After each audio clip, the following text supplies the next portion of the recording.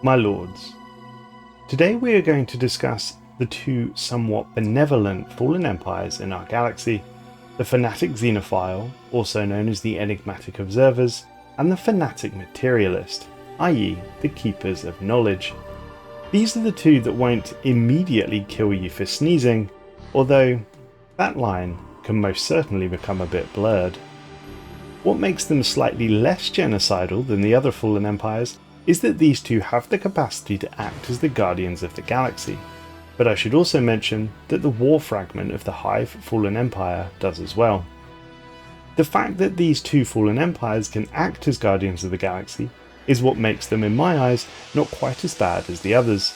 The guardians will, during a galactic crisis, i.e. an endgame level threat, or if the Grey Tempest are unleashed, either form or join the largest federation in the galaxy and act as a shield where possible. The Guardians will attempt to defend the galaxy from any threat for as long as their empire stands, and if successful, they will then leave the Federation and go back to their regular, mostly unhappy selves. However, and I stress, despite their willingness in this case to save the galaxy, I don't think this in any way means that these are good people. As you will find out, the Xenophiles are very happy to lock sentient organic species in zoos for their pleasure, and the Keepers will joyfully annihilate entire species if they feel like they are reaching a level of technology that the Keepers consider inappropriate. Remember that both the Observers and the Keepers are still incredibly dangerous empires in their own right, should you get on the wrong side of them. Although they don't automatically despise you, it's very easy to anger them. In this report, I'll cover what not to do if you want to stay on their good side, as well as both empires' general demographics, their fleet compositions, and within that I'll recommend some ship designs should you find yourself at war with one of these decadent societies. So with that said, let's start with the Observers, the Xenophiles. The Xenophiles are an odd empire which becomes apparent as soon as you start to communicate with them. We've picked up 3 of the following messages from the Xenophiles. They read: "All the world's a stage, and all the humans are merely players. You are a player, are you not? Don't break the fourth wall, you clever child, you. You have ceased to amuse. Your little game will soon be over." These communications imply that they, the Xenophiles, are merely observers, like their name suggests, very happy to sit back and watch the events of the galaxy unfold. They, like the other fallen empires, are not active on the galactic stage, though they will occasionally reach out to younger empires and make demands of them. The most noteworthy requests are demanding colony ships full of people for them to store in their organic collections, but more on that shortly. They will also request any and all brain scans that one may acquire, i.e. in the event that we've codenamed Limbo, where we acquired the brain scan of a long-dead alien race. We have also noticed that the Xenophiles can demand an empire outlaw any and all purges, ongoing and/or in the future. And finally, perhaps unsurprisingly, they also tend to dislike empires who harm the majestic Yankee space whales. The Xenophiles themselves are a single species. They occupy 3 core worlds, all of which orbit a gas giant named Skyfather. The worlds in question are Cradle, Mother and Brother, but there is also a 4th, Sister, which has been shattered. Perhaps it is a remnant of the War in Heaven. Within their space, although not in their core system, they hold a border world called the Preserve. It is here on the Preserve that the Observers see fit to house random species across the galaxy, but I should note that unlike the Caretakers, these fully sapient organics are not in cryostasis. They are, rather, in the equivalent of what we would call a zoo. These sentient organics are locked in. Although they live on a Gaia world, their habitat is effectively a paradise, they are nevertheless imprisoned there. We assume that the Xenophiles gain some sort of happiness, or perhaps society research bonuses from doing this. Whether these creatures are pampered or left to their own devices is unclear. But should we, or any other empire, surrender our population to them, it is here that they will end up. The last thing I'll note about this system is that I wonder what would happen should these people ever get liberated. Would they try and return home, as it's highly likely that some of them will be descendants of empires who fell millennia ago.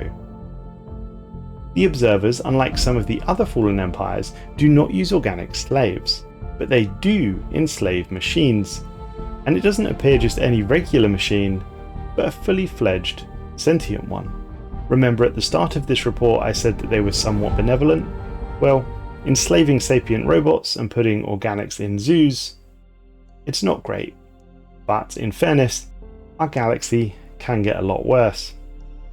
Anyway, the robots they enslave are indentured servants forced to work domestic protocol jobs, which is essentially serving their respective overlords. Despite the mechanical servants, the observers appear to be keen biologists. Although they have not genetically ascended, they do appear to have left their genetic template untouched. But what they have done is develop a cohort of genetically enhanced super soldiers, who are likely extremely capable of immense destruction should they be unleashed upon the galaxy. The Xenophiles also have a tendency to produce a unit or two of xenomorphs, perhaps for observation, or maybe it's just about sending a message to the rest of the galaxy. The observers, as we know, do like to meddle in galactic affairs, and we have attributed at least 2 systems, well outside their borders, to the observers. However, one may actually be a work of another entity entirely. But the first is the system known as Sanctuary. Sanctuary contains an abandoned ring world. It appears that it was originally created to act as a nature preserve and house primitive life. The system was abandoned but left guarded by an automated defensive system. Upon discovering the system, we were contacted by the AI controlling the system's defences. It effectively warned us from approaching, but once we had deactivated the defences, we found 4 functioning ring segments, each housing a different primitive alien species. This has all of the hallmarks of the Xenophiles' organic alien zoos on the preserve. Why they left these civilizations to suffer the whims of the galaxy is not clear. The second system that we initially had attributed to the observers was the Wenkwart system. The Wenkwart system was similar to Sanctuary in that it was once owned by a clearly somewhat benevolent empire once upon a time, but we found it abandoned. Wenkwart is a Gaia world which once operated as a sort of planetary garden. It is incredibly beautiful, perhaps the most beautiful place we have ever witnessed. The Wenkwart system, like Sanctuary, had a few automated defense stations, and upon landing on the planet we were contacted by a robotic custodian, who effectively gave us a choice: either treat the planet with respect and do not industrialize it, or fight.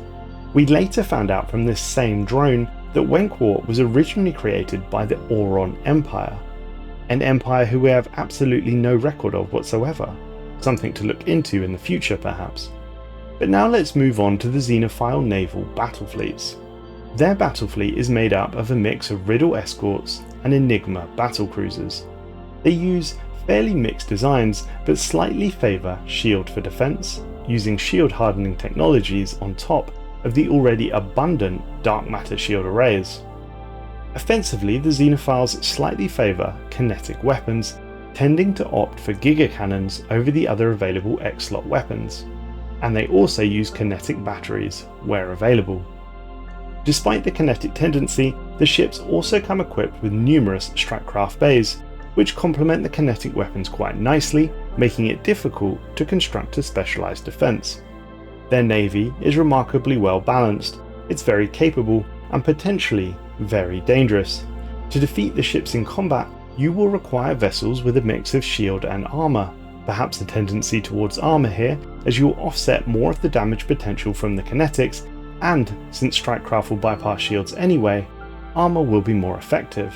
But remember, it is a little more expensive.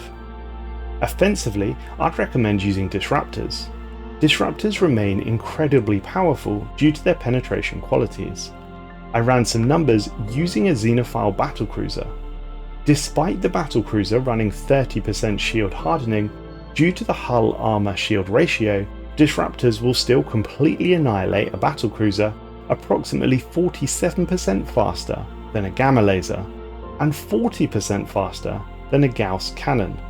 this is largely due to the sheer quantity of armour that the other two guns must chew through before they can access the vulnerable hull of the ship. Furthermore, consider that when inflicting damage on the hull of a warship, it is more likely to bug out, i.e. emergency jump to FTL. Thus, disruptors become even more fantastic. Without going off too much on a tangent, again using the Xenophile battlecruiser as an example, it would have to run at approximately 60% shield hardening before you'd be better off equipping your ship with Gauss cannons and/or gamma lasers. It is remarkable indeed. The summary of all that is, use disruptors where possible, and remember that this includes focused arc emitters. The final note regarding the Xenophile ships is that they have access to a Colossus superweapon. Theirs is not quite as brutal as the Xenophobes' Worldcracker. The Xenophiles have what's called a global pacifier. It is a device capable of locking planets behind an unbreakable shield, a terrible punishment for any empire who stands against them. Incidentally, we believe that it may have been the Xenophiles who locked the genocidal Preaky lizards behind a shield on Gish, a fantastic example of galactic pruning in action. That covers the Xenophiles nicely, and now I'll move on to the second, somewhat benevolent fallen empire, the Keepers of Knowledge, the fanatic Materialists. The Keepers are a race who were once organic like us, but in their own words, ascended to merge with the machine and become cybernetic beings. I find it very telling indeed that the Keepers, despite being fanatic materialists, never went down the route of fully synthetic life. Perhaps they were aware of the potential dangers that synthetic life may bring upon the galaxy. It is a dangerous technology after all. We have intercepted the following messages sent from the Keepers, and all share a similar theme.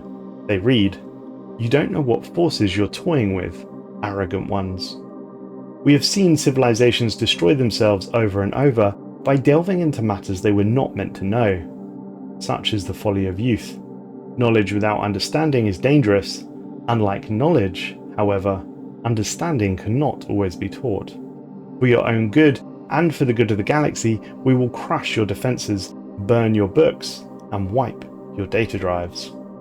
Clearly the Keepers wish to limit galactic knowledge, and furthermore, the only request that we have ever seen the Keepers make of other empires is that their top scientist be sent to join them. Specifically, the Keepers sent the following message. "We understand that your empire is home to an individual whose brilliant mind transcends the tragic primitiveness of your species. While the talents of your head of research are sadly wasted, we, the Keepers of Knowledge, always have use for skilled scientists to work within our archives. As such, we are offering you a unique chance to earn our favour by allowing us to take charge of them. We already have a ship en route to pick them up, so you need only say yes, and everything will be settled. I'm sure you do not wish to disappoint us, do you?" This message drips with condescension, and in my personal opinion, it is firmly that the Keepers specifically request an empire's best and brightest, not because they have some great need of them, but because taking them will almost certainly stifle said empire's technological progression. Indeed, to further support this theory, should an empire go down the route of cosmogenesis and make it as far as the applied infinity thesis technology, the Keepers will demand they drastically cut their technological research or threaten them with war. Given the consequences of applied infinity thesis, in this specific case, maybe it's not a terrible thing. The Keepers occupy an EQ monopolis named the Font of Knowledge and a Gaia world, the Archives. The Archives, interestingly, is protected by a deep space citadel, a space station capable of outputting a wonderful amount of offensive damage on any foe who would seek to threaten this system. I also note that I find it interesting that the Archives is not an EQ monopolis like the Font of Knowledge. Perhaps this represents the cost of encasing a world to a civilization, even one such as mighty as the Keepers. Or perhaps they simply wish to keep the Archives as a beautiful Gaia world. Furthermore, the Archive has, without doubt, one of the best research facilities, if not the best in the entire galaxy. This repository houses knowledge from multiple galactic ages, Although it's not clear if the Fallen Empire still knows how it works, we would absolutely like to get our hands upon it. The history of the galaxy held here would be vast and wonderful to explore. The Keepers, as mentioned, at some point ascended to embrace cybernetics, having previously been solely organic. It's not entirely clear why they chose cybernetics and not synthetics, but I would suggest perhaps it's a telltale sign of their struggles against Zatanna, as she was a being that once ascended to become a synthetic. Ultimately, we don't know, but the Keepers, similar to the Observers, also have artificial servants, robots, in a 1-to-1 ratio, i.e. one slave per person. And these robot slaves are also indentured servants, forced to work domestic protocol jobs and essentially serve their overlords. Unlike the Observers, the Keepers use robotic soldiers, hunter-killer machines to be precise. We suspect that these are highly effective killing machines, not subject to any morality and totally compliant to the will of the Keepers. The fleets of the Keepers of Knowledge are, in my opinion, significantly better laid out than that of the Observers, mostly because they use entirely energy-based weaponry and/or strikecraft, thus their weapons somewhat complement each other. But they do have their problems as well. The Keepers, on all of their vessels, from Titan to Escort, have them equipped with disruptors, which we've established are one of the best available weapons throughout the whole galaxy. Their X-slots on the battlecruisers are fitted with tachyon lancers, which can be absolutely brutal against well-armoured opponents. The key weakness that these ships have in their design is their lack of overall range. Plasma cannons have a range of 45 to 80 galactic units. This is a medium-range weapon. Disruptors, on the other hand, can fire between 0 and 40 galactic units. Thus, there is never a moment when all of this ship's weapons can fire at the same time. That, in my eyes, is a big problem. Furthermore, their only somewhat long-range weapon is their X-slot weapon, the tachyon lance, which, if the battlecruisers choose to sit at extreme range and fire it, does limit their overall offensive capability, as their remaining weapons will not be able to fire. In some ways, their ships are balanced, because despite them not being able to fire their weapons all at once, they do have weapons that can deal with fast-moving smaller ships, i.e. the disruptors. The plasma can deal with the mid-range threats, and the tachyon lance can deal with the extreme-range threats, but they would greatly suffer against a monoform fleet, which will hit them at only one specific range. An example of this would be a swarm of frigates or corvettes. If you were to find yourself in a combat situation with the Keepers of Knowledge, I would strongly suggest using a monoform fleet. Corvettes, in my opinion, would be perfect, as it will nullify most of the Keepers' weapons. The alternative to this could be using battleships with long-range weapons, such as whirlwind missiles and focused arc emitters. Having the battleships engage at maximum range will keep them out of the plasma cannon range of the Fallen Fleet, thus you'll make quick work of them. Finally to note, the Keepers have a planet-killing weapon that appears to be the same design as the Observers. It will lock the target world forever behind a shield. Fittingly brutal. So my lords, while these two fallen empires might not be the most dangerous, are they the most friendly? I'll let you be the judge of that. I'm intrigued to hear your thoughts.